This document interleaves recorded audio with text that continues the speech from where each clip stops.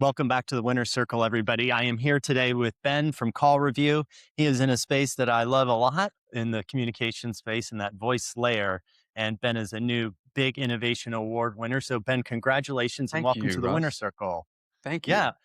Give us a little bit of background on CallRevu. We started and we got talking real quick because I'm a nerd out on this stuff pretty quickly because So, it was in all my right, sweet spot for a I'll long give you the time. 1,000-foot view. So, Call Review has the privilege of representing over 6,000 dealers in North America. So, if you just look at car dealerships as you drive down any highway wherever you live in America, um, there's a car dealership. There's about 17,000 dealerships in America that basically say like Mercedes or Audi or GM or Ford on it. There's like another 30 or 40,000 that are independent. They're like used car dealerships, service stations that might sell cars in front. They're not really our focus. Ours are enterprise dealerships.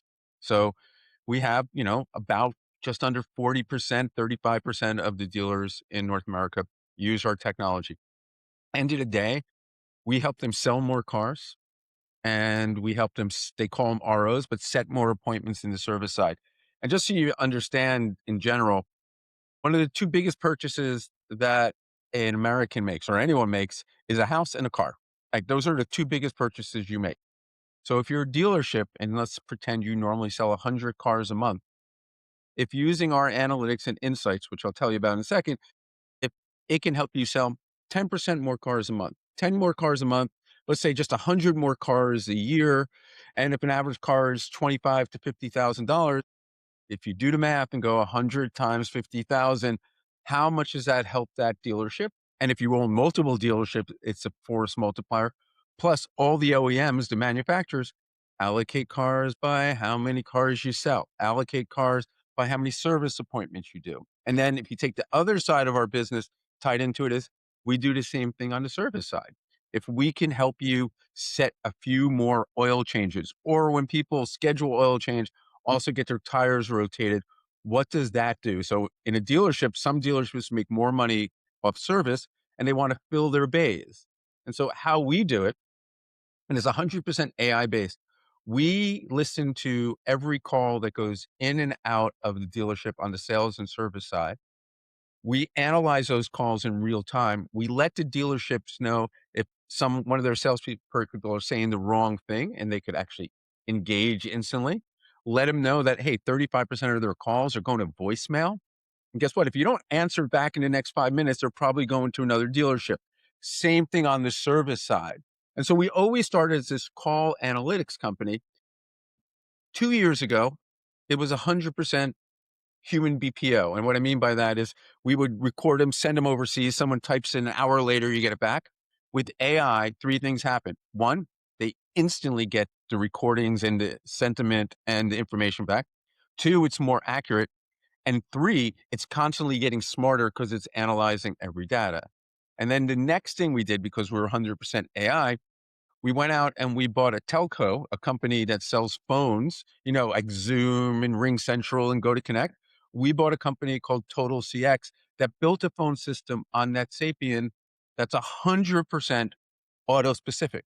So now we get to give the dealers using the same AI 100% of their calls. So a billion data point or 2 billion data points a year, 400 million calls going through our dealerships every single year.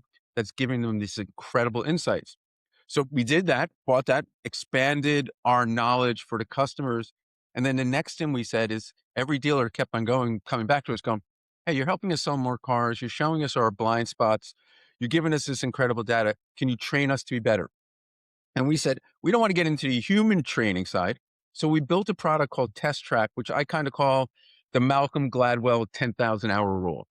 You can randomly have a two-way conversation with our AI who will be in a million different scenarios that happen in a dealership.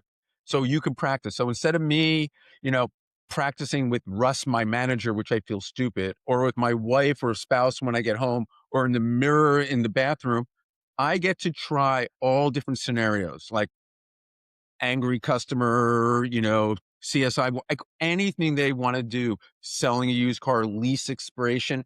and get practice, practice, practice till I get better. So a dealership can say, hey, before I let you go talk to someone who might go spend 25 or $50,000 on a car, we're going to make sure you're good in every scenario. And so we keep on using AI and technology to take this data that we get and make our dealers and their employees smarter. Yeah, and people think, like as you said, these are two of our biggest purchases, or one of our biggest purchases, one of two, right? Our house and cars. Um, and the way I see a lot of people in apartments that have nice cars, and you're like, I Yes. think that's upside down. Yep. Just drive around But LA, whatever, right? Just drive whatever. around LA and you'll see like, Yeah. people paying $1,500 a month for the lease and they have 3 roommates, Well, right? and So, New York, you're a New Yorker. You pay more for parking than you do yeah. your car. So, Yep. um, yeah, it's super interesting because these are not high margin businesses. Generally speaking, they're not grocery level. They're not grocery store level, but they're not high margin businesses. They look high margin, right? We're selling a very expensive car. We've got a big flashy piece of real estate on the main road. We have lots of people who are dressed sharply, clean dealer, all that type of stuff leads you to believe that this is a very successful business, right? It's well lit, all this stuff, but it's not. It's not. It's a, I think it's an under 10% margin. You can tell us the number. And you're right. One more car sale, one more car sale improves your margin, by 50% for the month. I Or, mean, Russ, take it five to the more. next level. You sell a car t I sell a car to Russ. It's time for you to get an oil change. And if you don't have a good experience in the service bay or with the service department, how likely are you going to buy your next car? And I spent all this money advertising to get you into the dealership, to pick up the phone, make that phone call to come in. And now I lost you because all you wanted to know was a status check on your oil change. When can I pick it up? And you didn't get it. And you wasted a whole day. Giving you that information is the difference of the next sale, because if you have to get a new customer every, say, 3 years, 5 years, and people are holding cars longer, so you're now gonna have to make more money on the service side. If you don't do it right and you don't see your blind spots, you're not gonna succeed. Yeah. Now you've worked in a lot of high tech companies. What led you into this automotive sector that, kind of really drew you in? So you look, I started my career, I built a streaming media company while, Netflix was still sending CD-ROMs, and, WebEx, was just audio and there was no Zoom, and Blockbuster, you were still picking up videos at the store, and all about innovation. Video this big, size of postage stamp, now to the point that everything is video. We're doing this via video. Was not capable when I started a business in 2004. And then I moved into IR and PR, and it was all about how do we keep on automating press releases and engagements and earnings calls, and they were being streamed. So it was all about that. And I was about to sit on a board of one of the portfolio companies of the PE firm that owned CallRevu at the time. And over a conversation with one of their managing partners, he goes, "Hey, we have this great portfolio company that just needs a little innovation, needs a CEO, can get it to the next level. Do you want to operate again?" And I understand cars. I bought cars and sold cars. That's the best part about technology. Nobody is naive to the situation of what happens. Two, always been about innovative technology. So adding AI and data and intelligence is really, really important. I'm also someone who likes to drink from a fire hose and learn new technologies, and it's a great business and it's something that's needed. And you could actually see when a dealership uses the technology, you can see them sell more cars. You can see them having a better customer journey. You can actually see how they get better. And it just led me to this. And we actually started to build the company, grow the company, did a couple acquisitions. We sold in October to another private equity firm, Astera Capital, with the whole goal of continuing to do M&A, continuing to, hence this award, business intelligence. I think about this.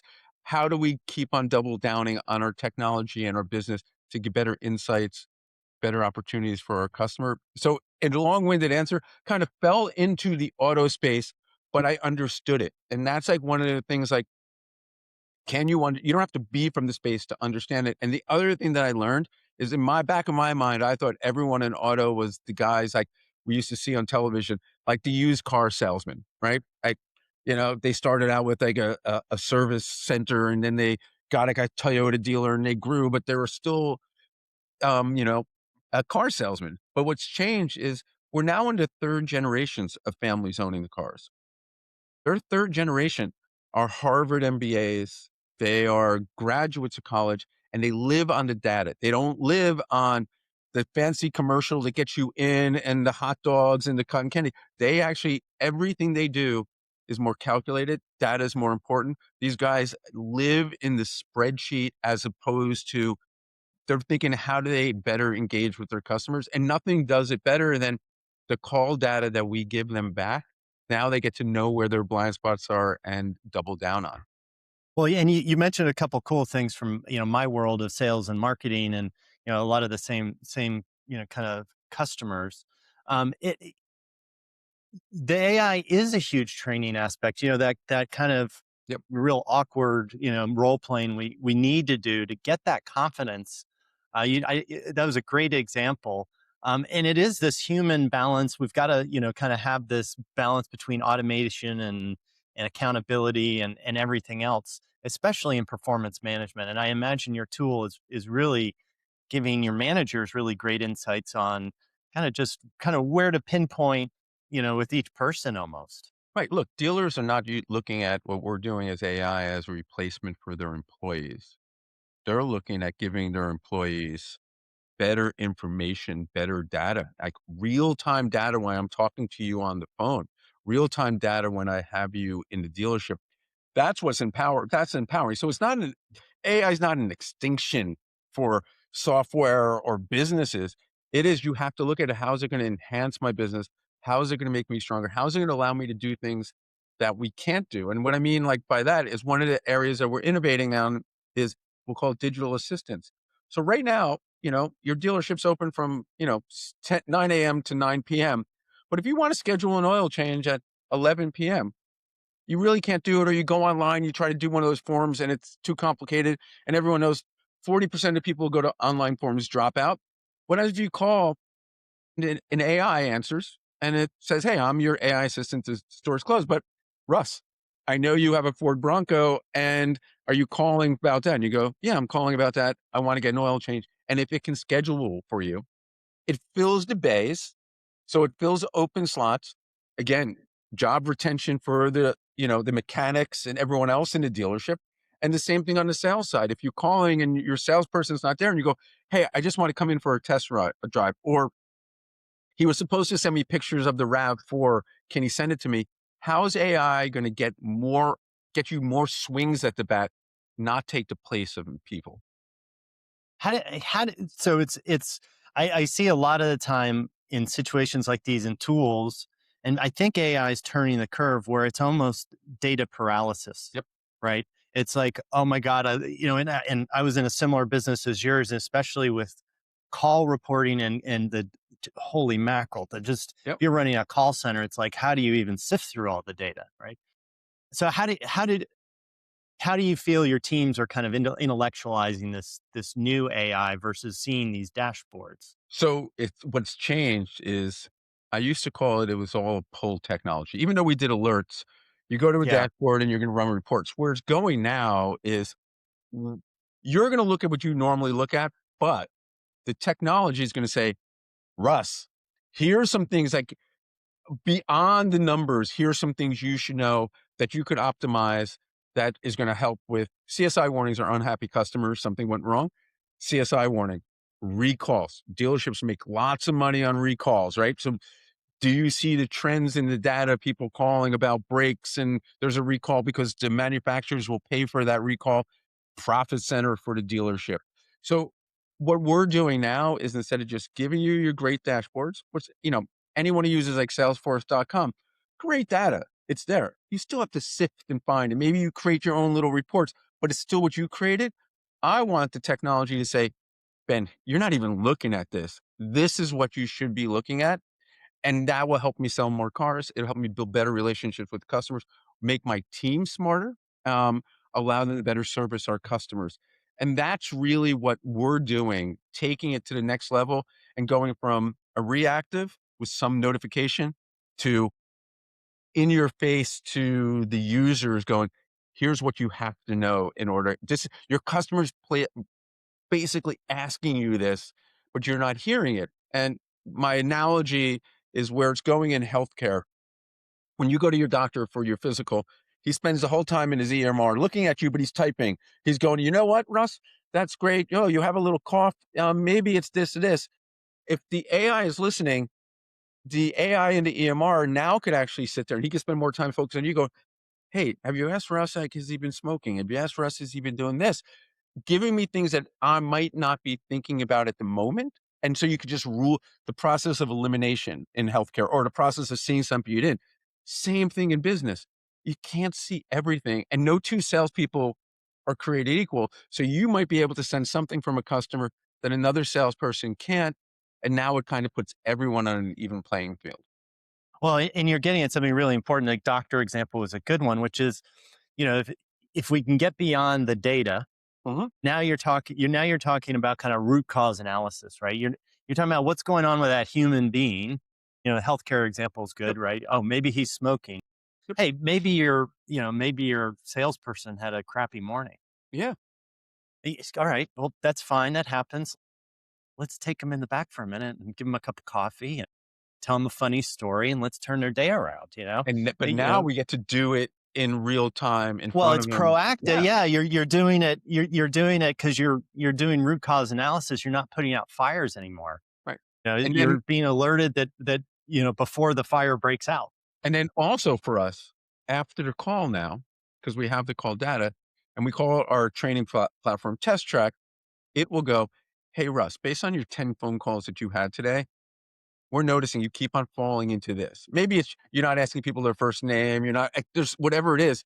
Here's like 2 test tracks that we customize for you. Go practice these, and tomorrow you're going to crush it. Like, so it's not just giving you the information and saying, okay, now you can react. It's like, all right, how do we double down? How do we kind of make this second nature to you? Yeah. Now you've got these 6,000 dealerships all over the US.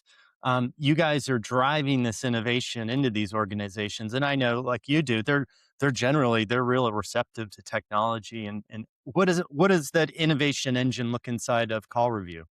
So we do like there's 3 things that we do kind of on a weekly basis. I do with the executive leadership team. One thing is we go, all right, always every day, build, buy, partner.